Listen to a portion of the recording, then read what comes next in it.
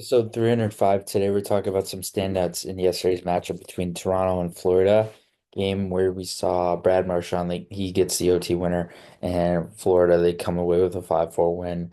I thought it was just a testament to their resilience, their persistence, and they just look so much more polished throughout this game. And I think throughout the rest of the series, it's going to be a long series and it's going to push 6 or 7 potentially in terms of games. It's going to be interesting to see how it plays out. But I think Toronto, with where they're at, they still played really good hockey yesterday. So still got a lot of scoring from their offensive guys, which is really key for them. And I think down the stretch they're going to continue to get that from those guys, and they're just going to have to continue to work to get chances and work to get pucks back and work to get pucks loose and stuff like that. So I think when it comes to Florida, they did a good job yesterday of being able to come back, being able to. Now, obviously, there were a couple times where the game went back and forth. It could have went either way, especially with the Leafs tying the game later on at 4, and then the game winding up to go to overtime. I thought in overtime, Florida was able to control play a little bit for the most part as well. I thought their activity from their defensemen was noticeable. Their activity from their forward group coming downhill in the ozone was noticeable, and they were creating a lot of chances there, which is really nice to see. I think guys like Barkov and Reinhardt were a little bit better in this game too, which is what they need. And Sam Reinhart had 2 points and 6 shots, so he was creating a lot and very active in the ozone, very active offensively, and looked really noticeable offensively. Same with Barkov. I thought he looked really noticeable in transition, really noticeable with and without the puck, and being able to make plays, being able to generate offense, being able to make plays with speed and stuff like that. And I think those guys, they need to have them going, and they need to have them going consistently. And they were active yesterday, which is good to see, and very intriguing for them to have those two guys going right away. And outside of that, I think Aaron Ekblad was really noticeable as well. Just the obviously the strength and the ability to hold guys off, hold contact, and be able to hold the puck under pressure and being able to maneuver. And obviously, a strong guy. He's hard to get past and he's hard to maneuver around sometimes.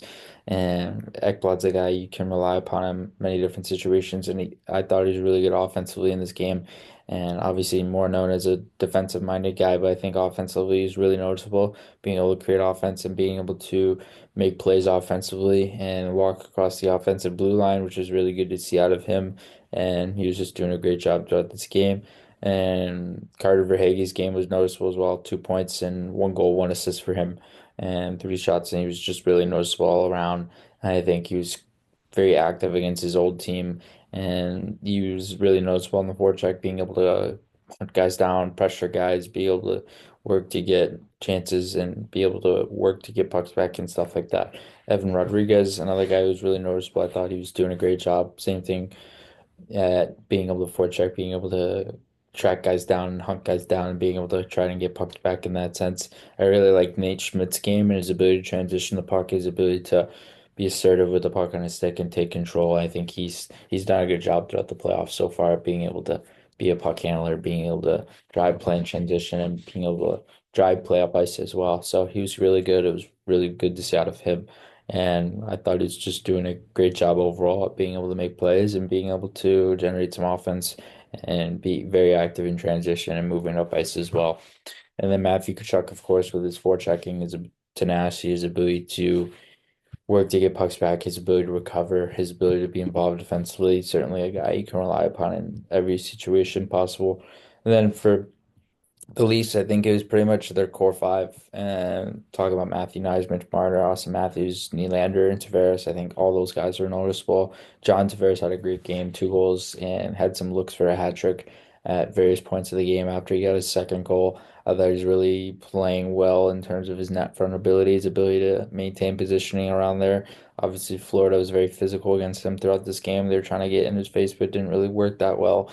And I just thought they were doing a great job of being able to try and shut him down, but it didn't really work that well because Tavares, he would just create more chances, create more volume, and it seemed to kind of fuel him. And then Willie Nylander, I thought in transition was noticeable, being able to use his crossovers, not as he wasn't as noticeable this game compared to other games that you've seen of him, but I think he's very effective in just being able to make plays, transition the puck, use his crossovers in his feet and get moving and being able to maneuver with his feet up ice as well. Austin Matthews had a better game throughout this game as well. Same with Mitch Marner.